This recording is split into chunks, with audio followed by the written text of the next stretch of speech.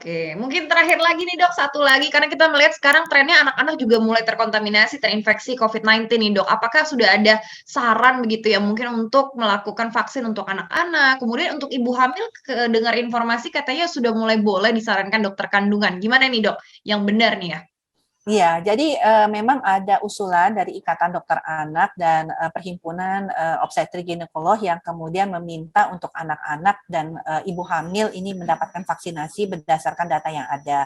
Tapi kita tunggu dulu ya, karena kan ini perlu dikaji dan tentunya harus keluar dulu izin penggunaan daruratnya dari Badan POM ya. Nah, jadi ini tentunya kita tunggu sampai keluar hasilnya. Nah, sementara itu tetap jalanin protokol kesehatan, Mbak Dita. Ini ya, ini sebenarnya sedih sekali nih anak-anak banyak yang terpapar pada klaster keluarga. Ada dua hal sebenarnya penyebabnya. Satu, orang terdekatnya, apakah itu orang tua, saudaranya, yang kemudian memaparkan mereka. Memaparkan dalam arti apa? Kalau kita lihat sekarang banyak juga ya orang tua yang sudah membawa anak-anaknya jalan-jalan di mall, kemudian makan di restoran, mengunjungi kerabat. Nah, padahal anak-anak ini harusnya tetap di rumah. Sebosen-bosennya apapun juga jangan paparkan anak-anak kita ini kepada resiko virus COVID-19. Apalagi kita tahu kemudian si varian baru ini sudah ada. Nah, kedua, kita tahu varian baru ini cepat banget menular, Mbak Dita. Jadi kalau kita ini melakukan aktivitas di luar rumah, protokol kesehatan kita nggak ketat ya, biasalah mungkin di kantor yuk makan bareng nih gitu. Nah, bisa terpapar ya. Dan kendor ya, Dok. Mulai kendor begitu, kita bawa virusnya ke dalam rumah padahal kita OTG kan, kita nggak merasa apa-apa. Nah, dengan adanya varian baru, kecepatan penularannya lebih cepat, itu nggak butuh berapa lama kemudian untuk anak-anak bisa tertular. Bahkan ada salah satu jurnal yang mengatakan anak-anak memiliki resiko yang lebih tinggi tertular pada varian baru ini. Kalau yang kemarin anak-anak itu resikonya lebih rendah. Kalau sekarang anak-anak resikonya lebih tinggi. Jadi yuk kita lindungi anak-anak kita sambil menunggu tentunya rekomendasi tentang penggunaan vaksin.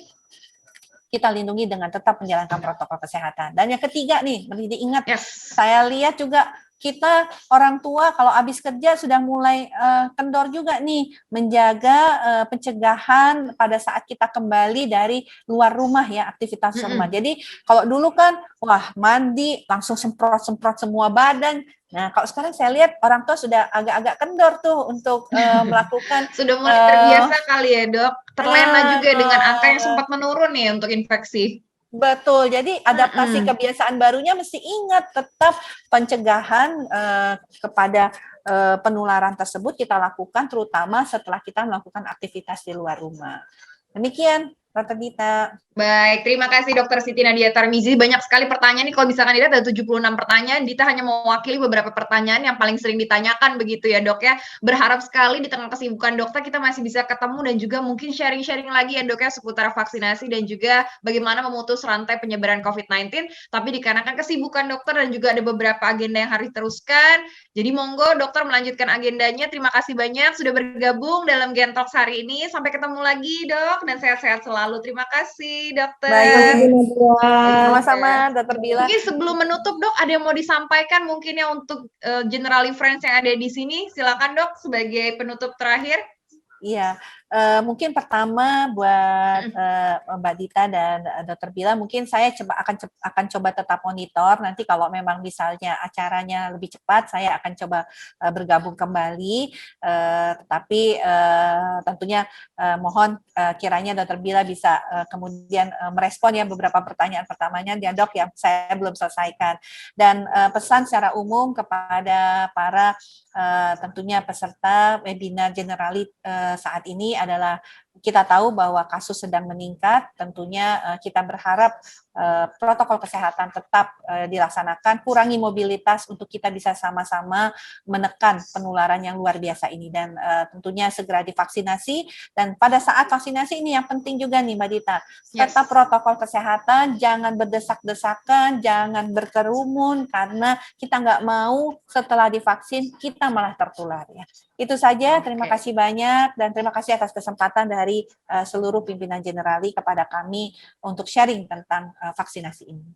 Baik, terima kasih Dokter Siti Nadia Tarmizi, MFP. Terima kasih untuk waktu dan juga sharing-nya, dan pesannya pasti akan selalu kita ingat, jangan menunda-nunda vaksin, dan juga lagi di sentra vaksinasi tetap jaga jarak dan juga protokol kesehatan. Terima kasih Dok, sampai berjumpa kembali. Kita tunggu nanti kalau ada waktu untuk bergabung lagi di Gentalks. Terima kasih. Baik, Generali Friends, kita sudah dengar tadi ya paparan yang lengkap sekali dan juga lebih meyakinkan kita untuk segera memvaksinkan diri kita ketika dapat jadwal, jangan lagi ditunda-tunda. Dan untuk segala pertanyaan yang sudah muncul di sini boleh langsung ditanyakan lagi kalau misalkan ada yang mengganggu pikiran dan butuh jawaban yang tepat, karena di sini sudah ada Dokter Ngabila Salamai yang pastinya akan membantu ya Dok ya menjawab pertanyaan-pertanyaan yang saat ini masih belum terjawab nih buat Generali Friends. Nah, sedikit mengenalkan siapakah Dokter Ngabila Salama ini. Nah, beliau ini adalah Kepala Seksi Surveillance dan Imunisasi Dinas Kesehatan DKI Jakarta terkait pelaksanaan vaksinasi COVID-19 yang berjalan di Indonesia. Mana nih, Dokter Bila? Ya, halo Mbak. Oke, nah Dokter Bila mungkin bisa sharing-sharing sedikit bagaimana sih dengan proses vaksinasi yang tengah berjalan di Indonesia. Kita mulai vaksin itu di bulan Mei begitu kan, dan kita sempat terlena dan juga senang nih dengan hasil mulai ada penurunan infeksi dari COVID-19. Nah sekarang nih meningkat lagi, sebenarnya apa yang terjadi sih Dok? Mungkin bisa dijelaskan fenomena ini nih. Ya Mbak, memang tadi seperti disampaikan bahwa kasus itu justru akan positif banyak ketika orang banyak bergerak. Karena virus ini dibawa oleh manusia. Yang dibutuhkan virus itu sebenarnya manusia itu gerak-gerak, jalan-jalan, sehingga dia terus eksis, terus gerak-gerak, terus berpindah, dan menyebar ke seluruh orang kalau bisa. Sebenarnya virus juga nggak mau bikin orang mati sih, ya meninggal. Karena kan kalau orang meninggal, dia juga ikut mati di dalam tubuh orang itu, gitu. Tapi sayangnya virus itu nggak kenal jumlah tenaga kesehatan, jumlah fasilitas kesehatan, lalu adanya keterbatasan obat, oksigen, dan lain sebagainya, sehingga ketika nanti sampai ambang batasnya, kapasitas yang ada, nah kita harus memilih mana yang akhirnya bisa terselamatkan dan mana yang tidak. Nah ini jangan sampai kita terbuai seperti itu. Jadi vaksinasi memang awalnya kita lihat sejak 13 Januari di tenaga kesehatan, lalu lansia, ada penurunan signifikan terhadap kasus positif dan juga meninggal, terutama pada lansia ya, angka meninggal. Jadi sangat setuju, teman-teman, vaksinasi itu dapat mencegah, selain mencegah infeksi, juga mencegah keparahan. Artinya jika kita sudah divaksin, apalagi lengkap 2 dosis, akan mencegah terjadinya meninggal ataupun bergejala berat. Ya, jadi kalaupun positif, bergejalanya ringan atau tanpa gejala. Nah, jadi ketika kasus kembali naik karena pergerakan penduduk yang tinggi, orang tidak melakukan 5M, abai protokol kesehatan, sehingga kasus otomatis juga akan meningkat. Ditambah lagi di DKI dengan testing yang tinggi, 13 kali standar WHO, ya, dengan testing seminggu terakhir kita 130.000, ya, itu makin tinggi lagi. Ya, tetapi positivity rate kita juga tinggi, di atas 5%. Harusnya ketika wabah terkendali, harusnya di bawah 5%. Nah, kita 30% dalam seminggu terakhir. Artinya dari 100 orang di PCR, ada 30 orang yang positif. Nah, ini yang sangat mengkhawatirkan dan Jakarta tidak baik-baik saja. Gitu. Jadi, tetap yang bisa kita lakukan adalah 5M plus vaksinasi. Memakai masker kita harus di-upgrade, semuanya pakai masker bedah, 1 lapis atau 2 lapis dengan masker bedah di dalam, 1 masker kain di luar yang ketat ya untuk masyarakat awam. Jadi memakai masker, mencuci tangan, menjaga jarak ya. Sekarang orang sudah jarang yang cuci tangan, saya lihat pakai hand sanitizer ya. Terus juga jaga jarak harusnya 1,8 meter atau 2 meter ya. Menghindari kerumunan dan menghindari mobilitas ya. Jadi 5M plus vaksinasi. Nah, vaksinasi tadi sudah saya sampaikan sangat penting untuk mencegah orang menjadi meninggal ya, seperti itu. Mungkin itu Mbak. Jadi dengan adanya abai protokol kesehatan ditambah lagi dengan adanya varian baru, kita ketahui di DKI sudah ada transmisi lokal itu di 3 Mei 2021 terhadap varian Delta, sehingga itu terjadi sebelum hari raya juga, sehingga kalau memang protokol kesehatan tidak dijalankan dengan optimal, otomatis itu akan terjadi peningkatan kasus secara eksponensial. Karena kita ketahui Delta ini B1617.2 itu dapat menular sekitar 3-4 kali dari virus biasa yang sudah established di Indonesia, ibarat kata seperti itu. Dan juga memiliki bukti angka perawatan rumah sakit yang mungkin lebih tinggi ya, yang menyebabkan tsunami di India dalam tanda kutip, sehingga memang kita harus berpikir setiap orang positif ini adalah mutasi virus gitu. Kita jangan menunggu hasil genome sequencing-nya, tetapi kita harus melakukan upaya surveillance, detect, prevent, respond, seperti itu. Oke, benar sekali sih dok. Kalau misalkan dilihat kita sempat lengah juga dengan adanya vaksinasi yang berhasil di awal-awal pemberian vaksin begitu ya untuk tenaga kesehatan. Tapi ternyata ada varian baru yang ternyata ini efeknya jauh lebih parah dan penyebarannya juga lebih cepat. Nah, kalau misalkan dilihat dari jenis vaksinnya, banyak berita yang beredar nih dok. Ternyata AstraZeneca ini lebih baik gitu ya untuk merespon jenis corona yang baru ini, yang versi Delta begitu, varian Delta. Itu gimana sih dok? Jadinya kan sekarang pilih-pilih. Mungkin saya nggak mau divaksin sekarang, nunggu nanti jatah AstraZeneca atau mungkin jenis vaksin yang efikasinya lebih tinggi. Nah, itu kira-kira gimana sih dok? Apakah benar atau sebenarnya sama saja semua vaksin juga ampuh? Ya Mbak, jadi semua merek vaksin aman, bermanfaat, berkualitas. Tidak mungkin pemerintah mengeluarkan uang yang banyak untuk masyarakat, itu bukan untuk yang terbaik buat masyarakat. Ya kita ketahui Sinovac, AstraZeneca itu efektivitasnya di kisaran 60, 70 bahkan sampai 80%. Ya, mereka semua efektif ya, berdasarkan rilis dari WHO yang terakhir, semua merek vaksin itu masih aman dengan berbagai mutasi virus. Ya artinya masih ampuh. Artinya teman-teman semua sebisa mungkin teman-teman bisa secepatnya melakukan vaksinasi, silakan vaksinasi.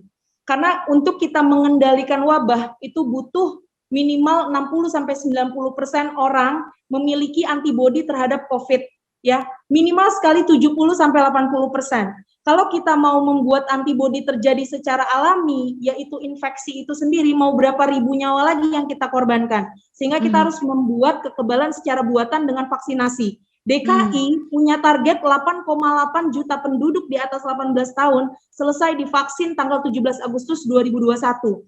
Syaratnya minimal kita harus menyuntik 100.000. Kita pernah sampai 156.000 dalam sehari dan sekarang kisaran di 121.000 dalam sehari.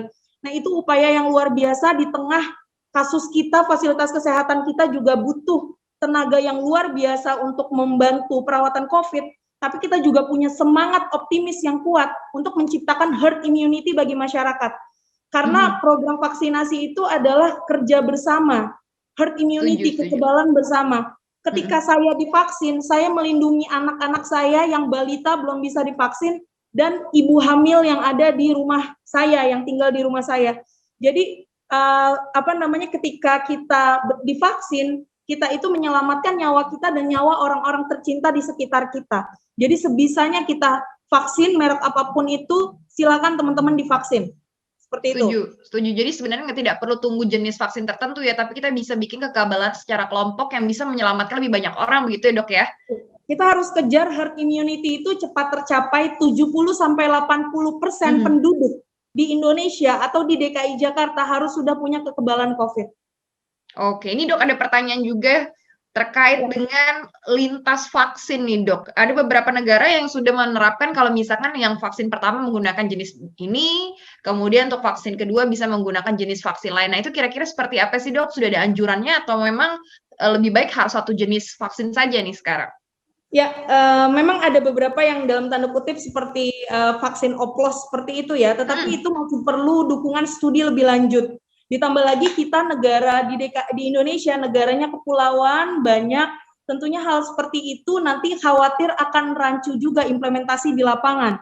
Ya, sebisa mungkin kita pakem pada konselor atau konsultan imunisasi yang menjadi ahli dari Kementerian Kesehatan ya, yaitu ITAGI, International Technical Advisory Group of Immunization, di mana ketika ITAGI sudah mengeluarkan rekomendasi, vaksinnya mereknya harus sama, disuntikan 2 kali dengan jeda tertentu. Nah, ini harus kita ikuti pakem ini. Jadi segala sesuatu mungkin referensi banyak bisa kita buka dari luar, tetapi untuk implementasinya kita harus ada regulasi karena ini terkait sistem, terkait nanti audit dan lain sebagainya. Sehingga seperti sekarang udah banyak dipertanyakan bagaimana nih, sudah adakah kebijakan untuk ibu hamil, untuk anak 12-17 tahun, itu semua kita tetap harus menunggu regulasi dari pemimpin kita, yaitu dalam hal ini Kementerian Kesehatan, yang tentu juga sudah berkoordinasi dengan ahli-ahli di BPOM, dan juga dari ITAGI tadi itu sendiri. Seperti itu. Jadi teman-teman percaya deh, pasti yang diimplementasikan oleh pemerintah itu yang terbaik. Itu sudah memikirkan helikopter view dari berbagai aspek. Angle begitu ya. Dari berbagai angle, termasuk bahwa kalau kita udah vaksin nggak usah periksa antibody lagi. Sebelum vaksin nggak usah di antigen, nggak usah di PCR dulu. Karena ini sebuah campaign yang sudah dipikirkan sedemikian rupa keamanannya sehingga efektif, efisien, tapi target cepat tercapai. Oke, nah kalau misalkan harus mengikuti pakem nih dok, kalau misalkan kita lihat ada beberapa orang yang tidak akhirnya mengikuti jadwal yang sudah diberikan pemerintah, mungkin vaksin pertama mengikuti, kemudian vaksin kedua lewat dari 28 hari. Nah itu kalau dilihat efektivitasnya seperti apa nih dok? Apakah harus mengulang lagi untuk dosis awal atau misalnya ada rentang waktu 2 bulan tidak masalah untuk vaksin kedua? Gimana dok untuk meluruskan fenomena ini? Prinsip dari imunisasi adalah lebih baik telat daripada tidak sama sekali. Oke. Studi bahwa Sinovac itu efektivitas terbaik ketika 28 hari interval. Lalu untuk AstraZeneca 12 minggu. Lalu untuk Sinopharm itu 21 hari.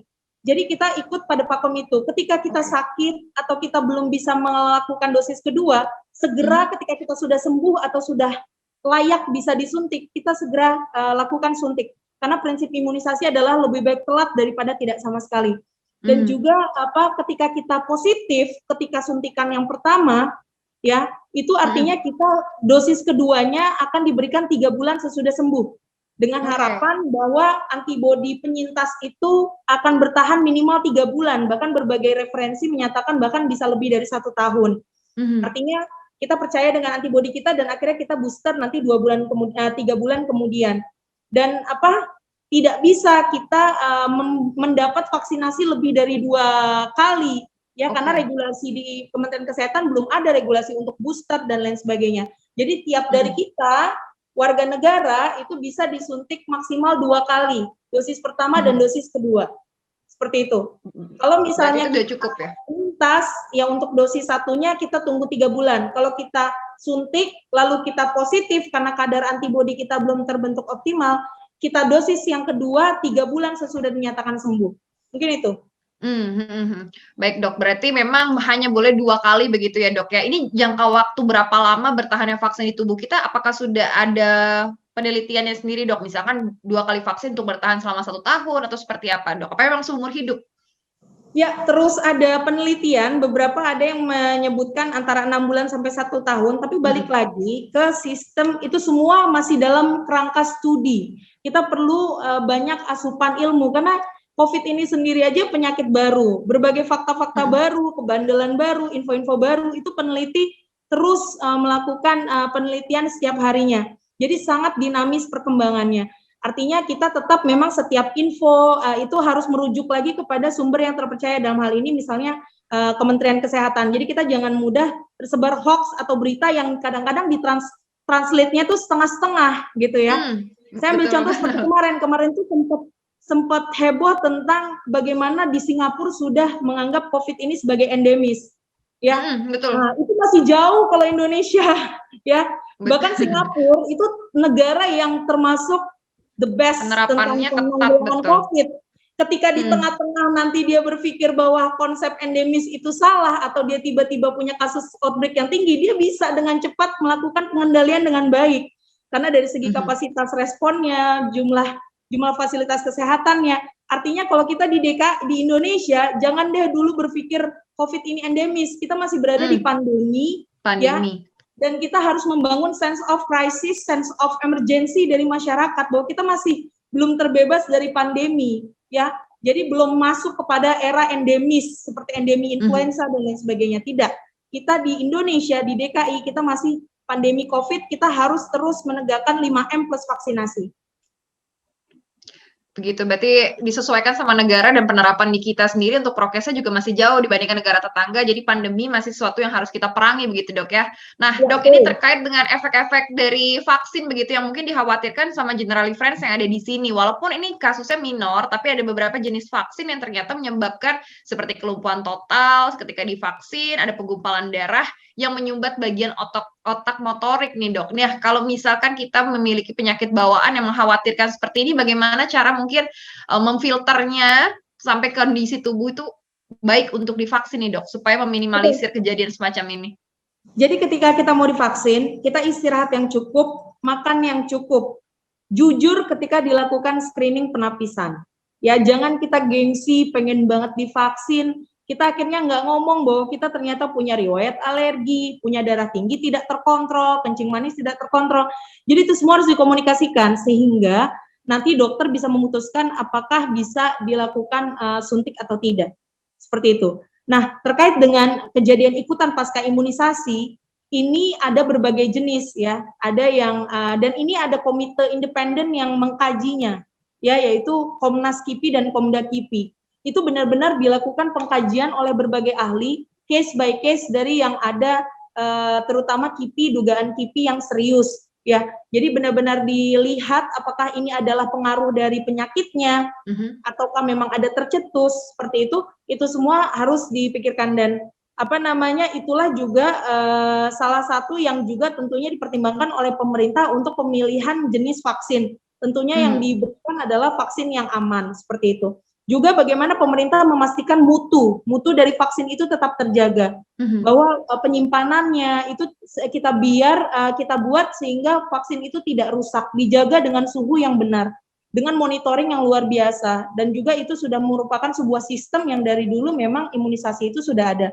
Jadi dari segi mutu, kualitas vaksin, lalu juga badan pengkajian, sistem pelaporan kejadian ikutan pasca imunisasi itu semua sudah berjalan, sudah ada webnya, kita bisa pantau, sehingga teman-teman nggak usah khawatir, insya Allah kalau kita sehat, kita lolos dari pemeriksaan screening, silakan kita divaksin, seperti itu. Yang paling penting juga yang terakhir, ketika kita sudah selesai divaksin, kita harus bisa mengenali gejala dalam tubuh kita, mana gejala yang masih wajar. Artinya kalau anak kita divaksin itu kan juga kadang-kadang ada demam ya, kalau yang difteri. Betul, vaksin apapun ya Dok, sebenarnya ada efeknya yang terjadi di tubuh kita ya, responnya. Betul. Tapi ketika itu progresif memberat, tentunya perlu dikomunikasikan ke nomor telepon yang sudah tertera di kartu vaksin atau datang ke fasilitas kesehatan terdekat. Sejak awal sebelum vaksinasi COVID ini ada, kita sudah membuat rumah sakit rujukan COVID, SK rumah sakit rujukan COVID. Jadi nanti teman-teman semua bisa ke sana gitu loh, dengan dipandu oleh fasilitas yang menyuntikkan itu sesuai PIC yang tertera. Nah, Dok, ini ada juga yang berkomentar yang sudah 2 kali divaksin tetapi antibodi yang terbentuk kadarnya masih kecil saja, masih 24 saja. Itu bagaimana nih, Dok? Ya, ini sebenarnya masih dalam proses penelitian juga untuk di DKI Jakarta, kita bersama Litbangkes. Tapi tadi seperti Bu Siti Nadia sampaikan, belum ada bukti kuat pengaruh dari kuantitatif antibodi ya, serologi antibodi kuantitatif terhadap mencegah terinfeksi COVID seperti itu. Jadi teman-teman semua saat ini upaya ikhtiar kita utama apa? Vaksin. Lalu habis itu apa? Senjata pamungkasnya tentu masker dan prokes. Ya, jadi terkait jumlah antibodi kuantitatif tersebut itu tiap merek reagen itu akan berbeda-beda. Dan tidak ada yang bisa memastikan tiap orang itu akan terbentuk kadar antibodi itu berapa, karena responnya beda-beda, satu dengan yang lain itu tidak akan sama, tergantung dari penyakit penyerta, kondisi tubuh, ya, komorbid, jenis kelamin, suku dan lain sebagainya. Jadi akan bisa berbeda-beda seperti itu. Jadi makanya sebaiknya tidak perlu sebenarnya dilakukan pemeriksaan sehingga kita jadi merasa khawatir, kita stres, imunitas kita justru nanti malah menurun, ya. Jadi lakukan saja apa yang diinstruksikan oleh pemerintah, apa yang guideline-nya tertulis di dalam pedoman, gitu, ya. Betul. Jadi agar kita juga nggak pusing seperti itu, karena tidak menjamin yang antibodinya di atas 136 atau di atas 200 itu tidak terinfeksi COVID. Nanti kita merasa bahwa antibodi kita levelnya bagus, 200 kita jadi abai protokol kesehatan. Seperti itu. Jadi harus benar-benar disikapi dengan bijak dan kita lakukan sesuai dengan standar yang ada aja.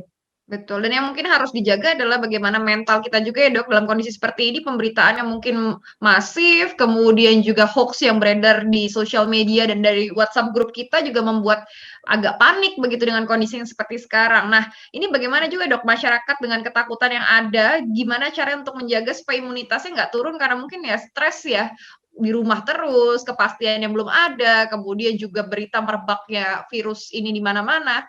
Mungkin apa Dok yang bisa dilakukan langkah awal nih bagi yang belum yang tidak terinfeksi begitu Dok? Jadi intinya kita harus jangan panik, tetapi tetap waspada. Konsepnya seperti itu, ya. Dan kita lakukan hobi-hobi kita yang bisa kita lakukan. Kalau saya sih selalu konsepnya untuk menjaga imunitas dan kesehatan itu adalah cerdik. Nanti teman-teman bisa cek kepanjangan dari cerdik. Pertama cek kesehatan secara rutin. Kalau kita ada gejala, segera lakukan pemeriksaan ke puskesmas terdekat. Nyahkan asap rokok. Ini waktu yang sangat baik untuk para perokok di era pandemi ini untuk stop rokok.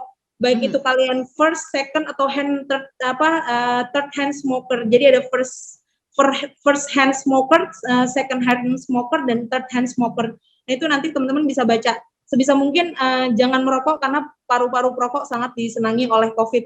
Lalu kenapa tuh, Dok? Rajin olahraga ya, minimal 30 menit dalam sehari. Diet yang seimbang, makan yang cukup, sayur, buah, ya kalau perlu suplementasi vitamin boleh dilakukan. Istirahat cukup 7-8 jam sehari. Kelola stres. Nah, jadi lakukan hobi. Kita pakem pada cerdik itu, kita lakukan hobi dan kesenangan kita masing-masing, ya karena kita berpikir harus zero trust. Orang di sekitar kita itu belum tentu tidak membawa virus. Gitu. Jadi kita bukannya kita paranoid, tapi apa sih yang bisa kita lakukan? 5M udah kita lakukan nih, apalagi vaksin. Oke, saya mau tetap survive gitu loh. Jadi kalau misalnya kalaupun positif, saya pengennya ya bergejalanya ringan aja. Nah, jadi itu yang bisa dilakukan. Dan yang paling penting kita harus empati, Mbak. Ya, kalau kita empati, kita bisa merasakan gimana yang orang lain rasakan, itu kita akan bisa berlaku lebih rasional. Artinya kita rasakan bagaimana sih kira-kira nih sekarang petugas kesehatan itu lagi ngadepin 30 pasien di tenda gitu. Kita bisa rasakan gimana kemarin saya punya kerabat 17 tahun meninggal usia 17 tahun. Terus tenaga kesehatan juga banyak yang sudah mulai meninggal lagi.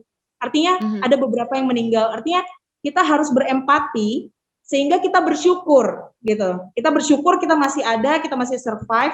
Nah, makanya tadi iman, aman, imun. Iman, kita tingkatkan iman kita percaya kita orang-orang yang akan survive di era pandemi ini, dan ketika kita percaya bahwa kita survive, kita berarti diminta untuk bisa berkontribusi lebih banyak lagi. Ya. Jadi kita benar-benar harus gotong royong, bareng-bareng, ini tugas bersama, seperti puzzle. Masing-masing dari kita punya peran penting yang nggak bisa tergantikan satu dengan yang lain. Kalau kita bingung peran kita apa, 5M plus vaksinasi. Ya, lakukan tes lacak isolasi dengan benar. Kita deteksi diri kita sedini mungkin. Kalau jelas-jelas kita tahu kita bergejala, jangan kita pergi keluar rumah. Kita harusnya lakukan PCR, ya. Terus kita lakukan isolasi diri di rumah. Jadi sebisa mungkin kita berpikir bahwa apa yang kita berikan ke orang, itu akan kita dapatkan juga. Jangan kita jelas-jelas tahu bahwa itu adalah hal yang salah kita lakukan. Karena saya kadang-kadang berpikir gini juga, orang Indonesia itu kita kadang-kadang suka berpikir pengen jatuh ke lubang dulu baru kita sadar. Jangan juga belajar kita dari kesalahan gitu. Iya, jadi itu kayak penyesalan adanya di akhir. Jadi awalnya itu menyepelekan. Makanya saya selalu bilang 2 kata kunci, berempati dan jangan takut mati. Jangan tidak takut mati. Jadi itu kita kadang-kadang nantangin COVID itu datang ke tubuh kita gitu loh. Ya kan? Udahlah nanti kalau positif juga nggak kenapa-napa. Siapa yang tahu? Iya, kondisi tubuh orang beda-beda ya. Terjadi di orang lain belum tentu misalkan kita punya fisik sekuat itu ya. Iya gitu. Jadi maksudnya jangan nantangin kalau menurut saya. Gitu. Jadi mentalnya yang mungkin harus diubah begitu ya.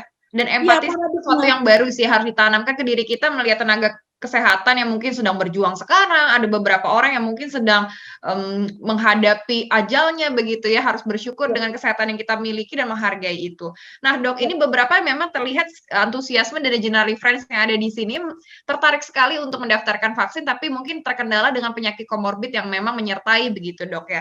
Ada beberapa ini yang menanyakan terkait dengan penyakit hypertiroid nih, Dok. Sudah 3 kali operasi, kemudian rutin makan obat Pyrex tiap hari 1 butir, apakah boleh divaksin? Itu salah satu penyakit hipertiroid.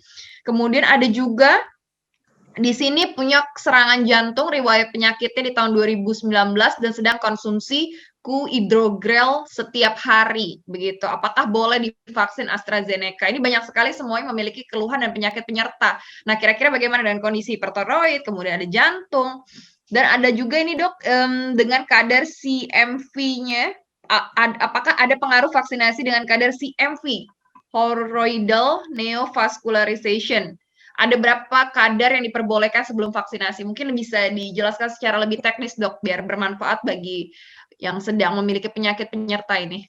Teman-teman, kuncinya adalah ketika kita punya penyakit penyerta atau bawaan, kalau itu terkontrol, itu aman untuk diberikan vaksin. Bahkan kita nggak minta kan, orang yang punya kencing manis itu harus punya hasil gula dulu ditunjukkan ke dokter. Seperti itu. Asal kita rutin minum obat, tidak ada keluhan, ya silakan divaksin. Ya. Tetapi kalau kita meragukan penyakit kita termasuk penyakit yang langka dan kita tidak yakin, sebaiknya ke dokter dulu untuk mendapatkan ACC, ibarat kata surat pernyataan boleh vaksinasi. Nah, itu silakan dibawa ke seluruh fasilitas vaksinasi di seluruh Indonesia untuk dilakukan vaksin.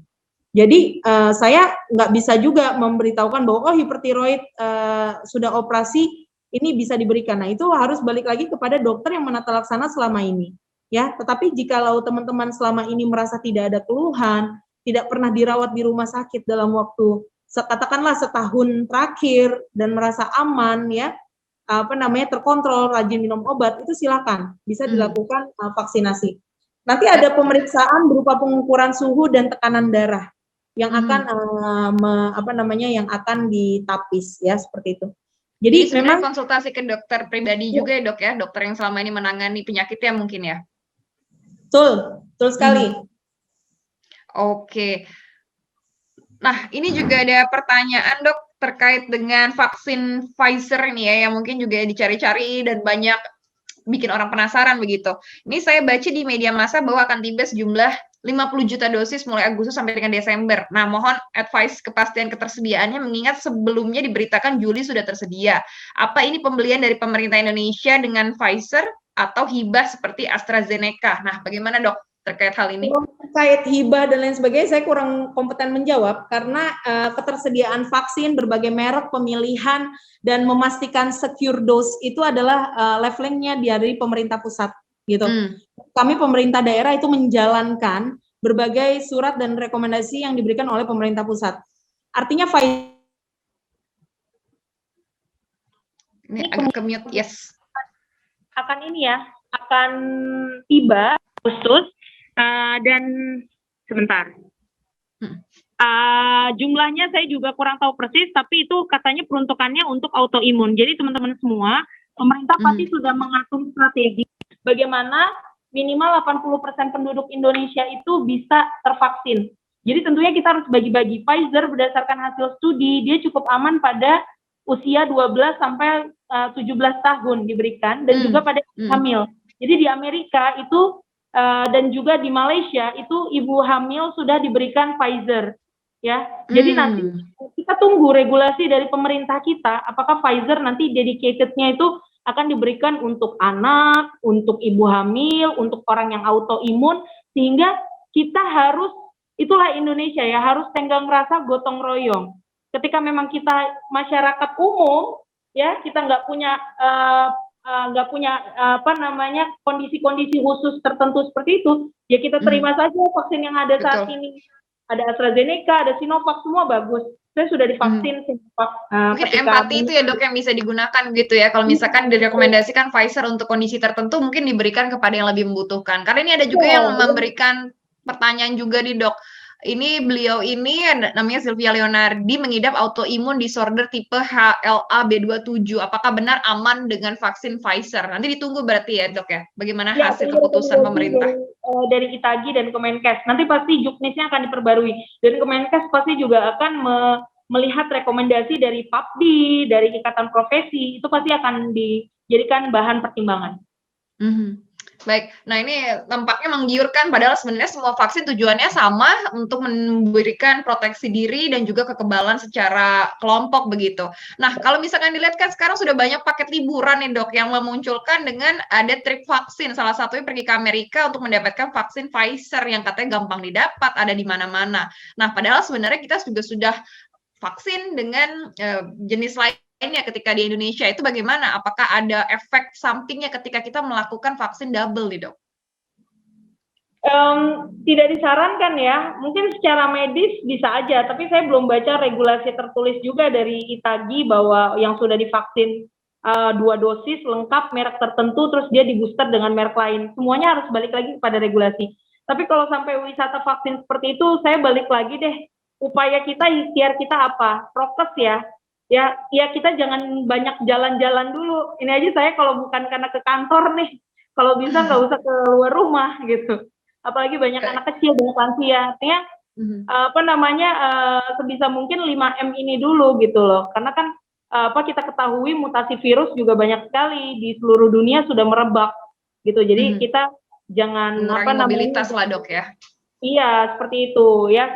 Saya maksudnya gini, sama sih seperti kita melakukan vaksinasi massal di sini. Jangan kita bermaksud mau divaksin, tapi kita malah bergerumbul dan justru malah nanti akan saling menularkan. Jadi tetap harus bijak ya, kita masih berada di kondisi perang yang musuhnya tidak kasat mata, gitu. Jadi kita harus terus waspada, gitu. Baik. Banyak sekali informasi yang kita dapatkan dari Dokter Bila begitu, tapi waktunya juga terbatas, masih banyak pertanyaan belum terjawab. Tadi semoga saja apa yang kita sudah diskusikan, beberapa pertanyaan yang sudah ditarangkum tadi dan dijawab sama Dokter Bila bisa menjadi ilmu baru yang pastinya ini berdasarkan sumber yang tepat dan akurat begitu dan juga dijawab oleh pihak yang kompeten begitu. Untuk pertanyaan lainnya mungkin yang masih belum terjawab, tadi ada beberapa website yang sudah direkomendasikan juga dari Kemenkes, dari pemerintah sudah menganjurkan untuk mendapatkan informasi akurat dari sumber yang terpercaya. Nah, Dokter Bila sebelum ditutup dengan closing statement, ini ada sedikit informasi juga untuk Generali Friends yang ada di sini. Jadi mohon Dokter Bila menunggu sebentar nih sampai kita akan tutup dengan closing statement-nya.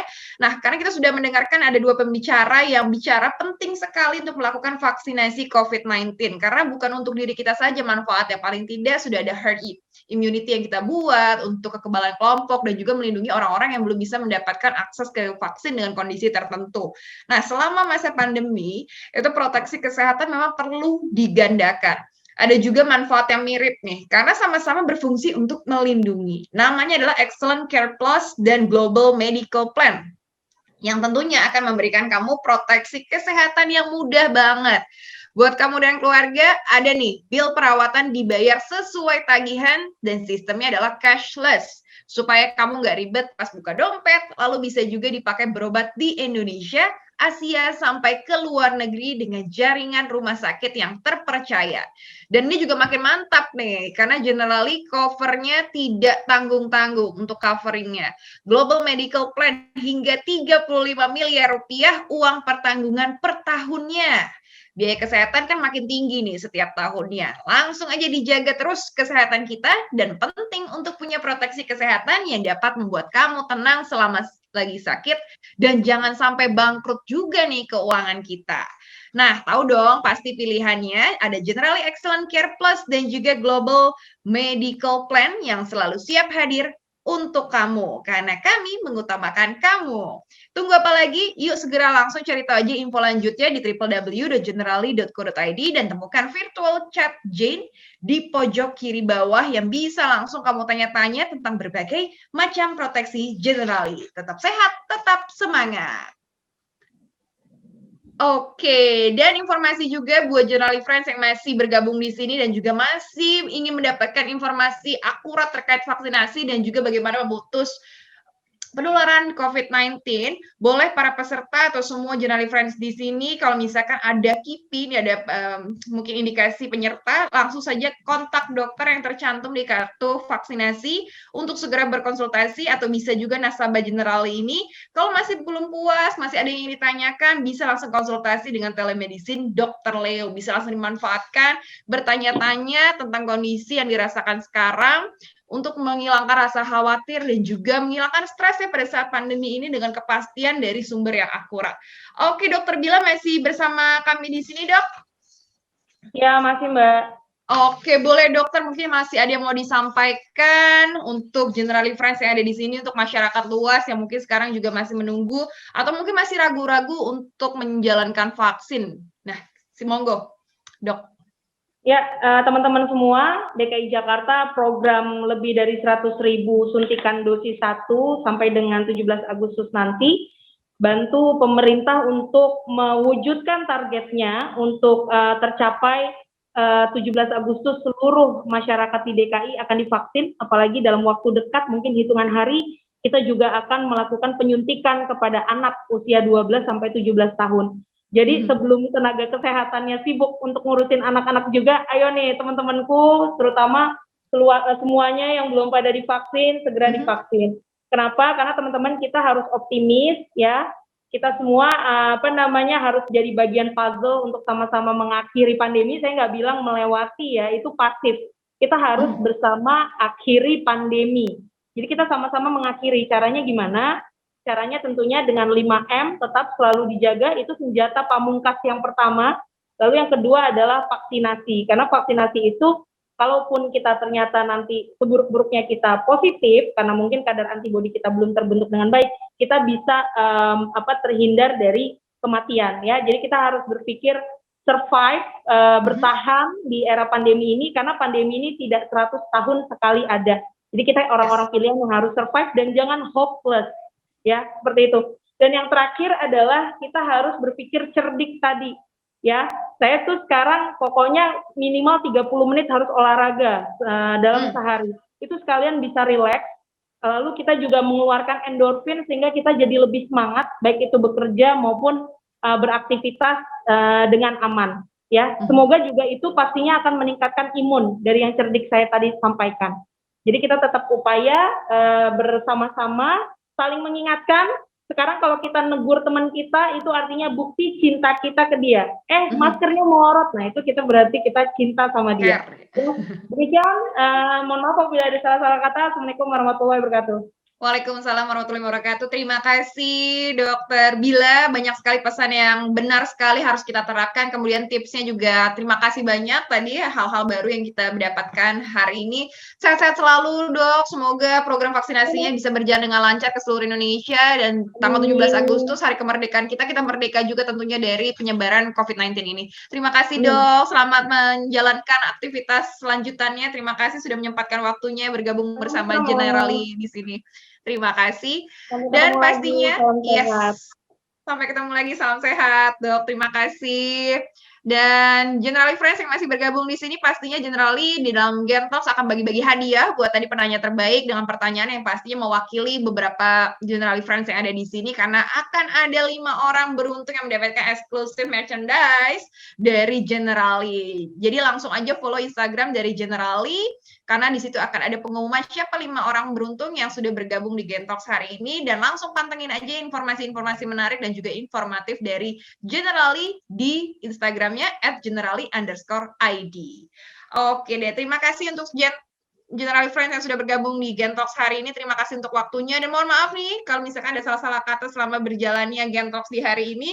Dan jangan lupa untuk selalu pantengin Gentalks berikutnya karena akan selalu ada topik-topik menarik dan juga narasumber yang kompeten dan juga informatif yang akan berbagi bersama kita. Dan jangan lupa sekali lagi mengingatkan protokol kesehatan untuk semua yang bergabung di sini. Jangan lupa untuk jaga 5M, sekarang bahkan udah berkembang sampai 6M, pakai masker sudah pasti, menjaga jarak, mencuci tangan, jangan sampai kendor, kemudian mengurangi mobilitas dan menjauhi kerumunan, dan juga mungkin mengurangi kumpul-kumpul yang mungkin bisa justru membahayakan orang-orang yang kita kasihi. Terima kasih, jangan lupa untuk konsumsi suplemen dan juga vitamin agar tubuh kita selalu fit di tengah pandemi. Terima kasih, dan akhir kata Dita pamit, sampai jumpa di Gentalks berikutnya. Bye-bye.